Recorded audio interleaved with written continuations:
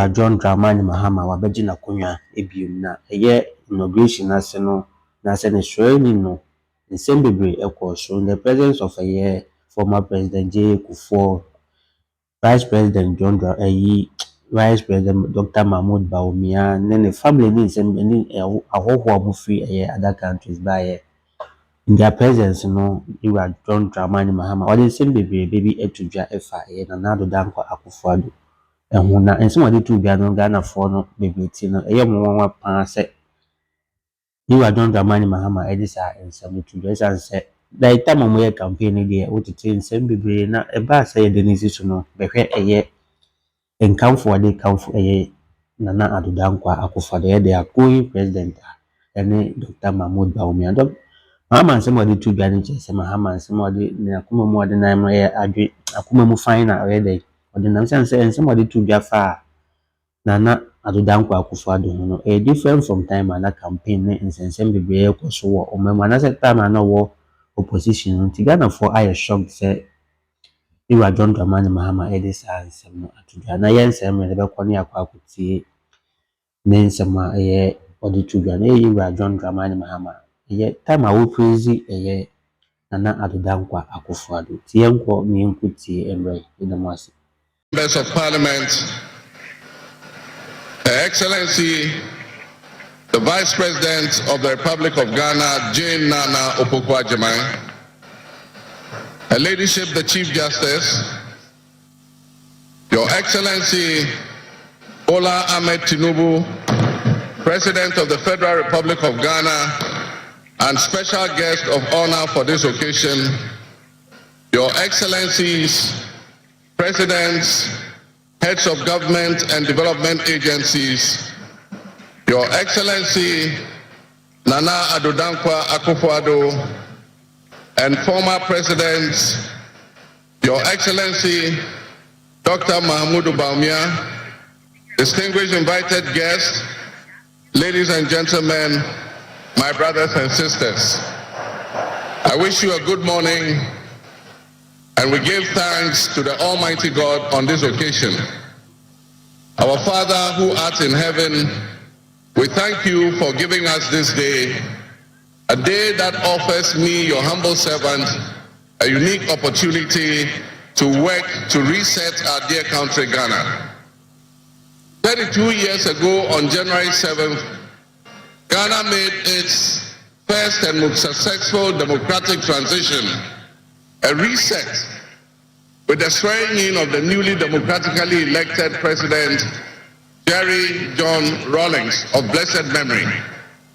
Our nation was returned to a multi-party democracy with a new constitution that went into effect, and the Fourth Republic was officially established. I refer to it as a reset because on that day in 1993, we made our fourth attempt at establishing a democratic system of government with term limits based on free, fair, and transparent elections. The handover of power on January 7, 2001, between former President Jerry John Rawlings and at the time the newly elected President John Ajekun Kufuor, tested that reset, and our nation passed with flying colors. So today, with my induction as the new President of the Republic of Ghana, history is being made once again. And it is a history worth repeating every 4 years with each newly elected president. Today, we're also making a different kind of history, one that speaks to our maturity as a democracy, a nation of citizens enfranchised with the authority at the polls to determine their political future. Today's exercise between the outgoing president, His Excellency Nana Addo Dankwa Akufo-Addo, and I feels a bit like a deja vu. That is because 8 years ago to this day, on January 7, 2017, we shared this same space and performed this same transitional exercise. At the time, I was the outgoing president, having served one term, and he was the incoming president, having been given a mandate by the people of Ghana to lead this great nation of us. He and I both understood on that day, as I'm sure we are today, that it is the people of Ghana that we are elected to serve. Somehow, it seems fitting that it is with Nana Akufo-Addo that I twice shared this stage and this unique historical distinction, because Nana Akufo-Addo and I began our national political careers in Parliament in the same year, 1996. He has always greeted me with warmth, a firm handshake and a smile, and he is perhaps the only person in my life who has persistently chosen to call me Johnny. While we belong to opposing political parties, we shared a sense of mutual respect. In those early days, we probably could not have imagined that we would have to face off 3 separate times as we each vied for the highest office of the land.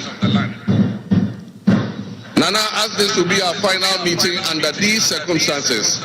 And as I look back on the journey we have traveled together, 2 much younger men who entered Parliament together with a full head of black hair, and you with the same bald head and round eyeglasses, I have to say that you have, without exception, been a worthy opponent. I extend my warmest wishes to His Excellency, the former Vice President, Dr. Alhaji Mahmoud Bawumia. It was a grueling campaign, and we gave it our all.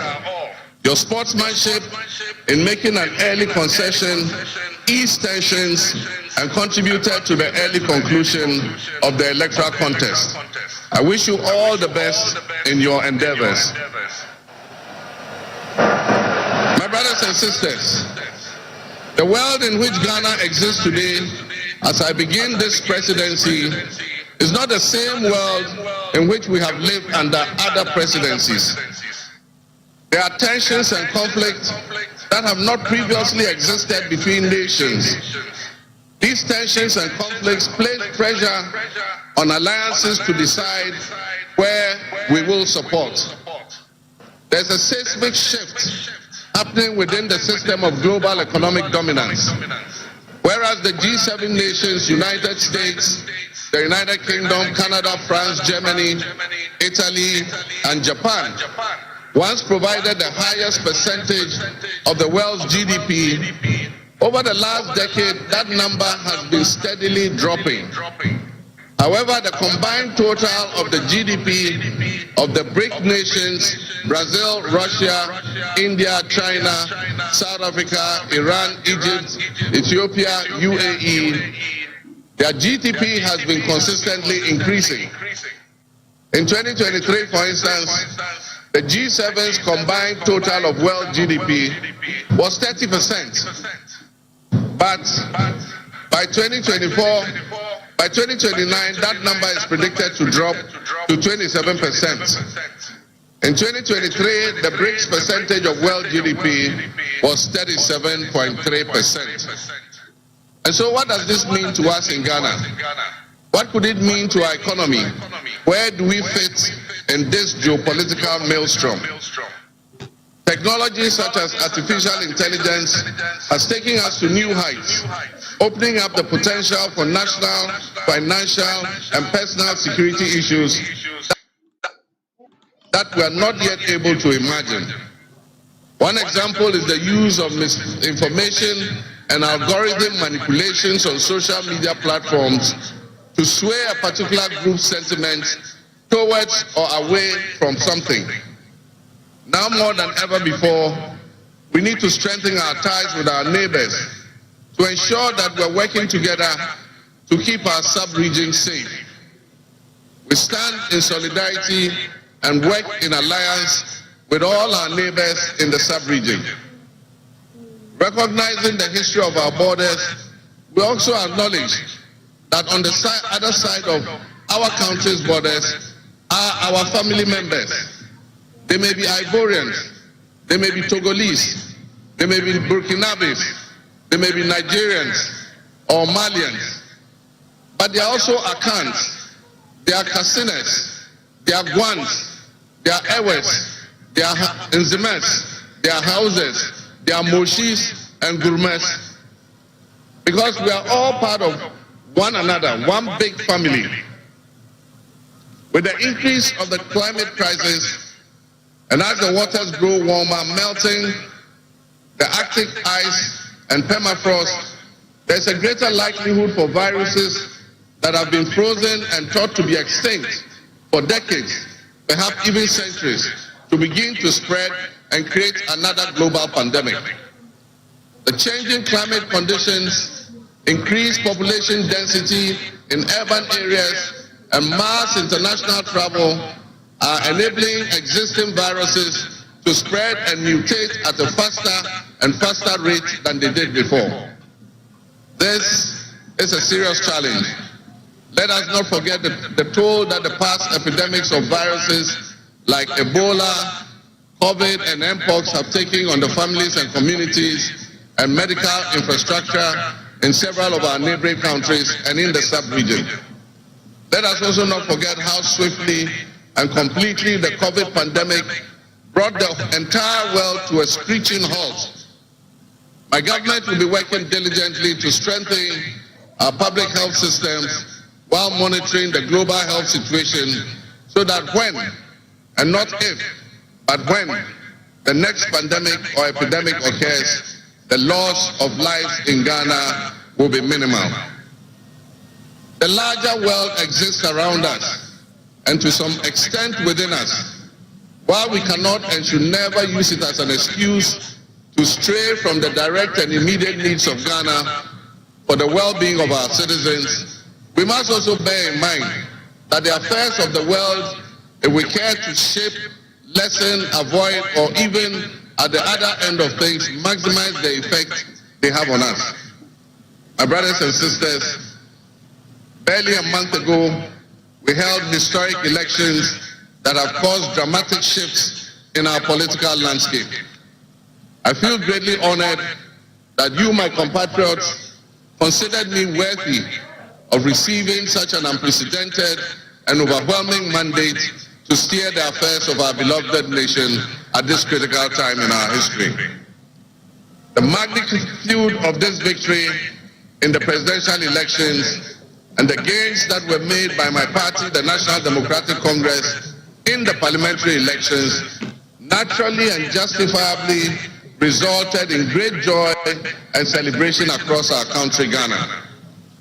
But celebrations, no matter how justified and how well earned, must be supplanted by discernment, sobriety, and deeper insights into why we received this kind of mandate in the first place. By voting as you did on December 7th, the Ghanaian people conveyed a powerful message, yet often overlooked by us politicians. This message was powerfully emphasized by a giant of American political history, President Ronald Reagan, when he declared at his inauguration some 40 years ago that governments have no power except that granted by the people. While Ghanaians take great pride in our have openly voiced that dissatisfaction through the decisive actions that they undertake at the elections. Our people also understand that democracy is not just a token adorned with periodic elections followed by pomp and pageantry with the establishment of a new government.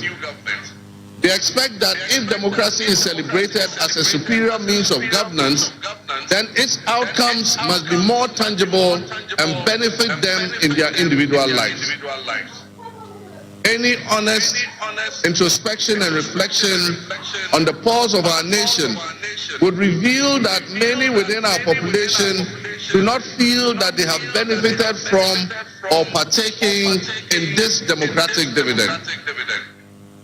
Where people buffeted by severe economic crisis and hardships.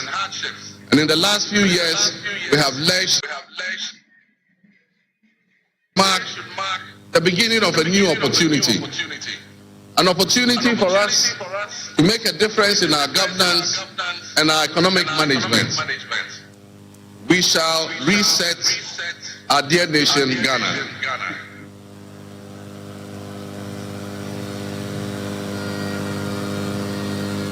To the millions of my fellow countrymen and women who joined long queues and waited in the sun for their turn to vote for me, you have my sincerest thanks for honoring me. My firm, immutable assurance is that your votes will matter in the work that I'll do to make a difference in the destiny of this dear nation of ours. Your courage to bring change will not go in vain. Our nation was born with much promise. That promise would seem hazy and in doubt now because of all that has happened in the past. But I urge you, my fellow countrymen, not to be sucked into a state of perpetual pessimism. For some time, our country has urgently needed leadership with an unwavering desire to get things done. I would all assent that I intend to be that leader with your cooperation and your help. As your next leader, I shall strive to exercise sound judgment and be able to make the right calls at the right time. I will have the humility and presence of mind to take responsibility for any challenges and be willing to act firmly and timelessly to resolve the challenges that we face as a nation. Since the elections, I have read and heard the word hope used many times in relation to my presidency and what it should offer the citizens of Ghana. I intend to speak plainly and clearly to you today, and every time I address you subsequently, I intend to always tell you the truth. The circumstances we find ourselves in are indeed dire, but even so, I'll be decisive and swift in my actions. We'll focus our initial efforts on 4 critical areas. The first is economic restoration and stabilization of the macroeconomic environment. The second is the improvement of the business and investment environment to ensure that Ghana is once again open for business. The third is governance and constitutional reform. And the final, but not the least, is accountability and the fight against corruption.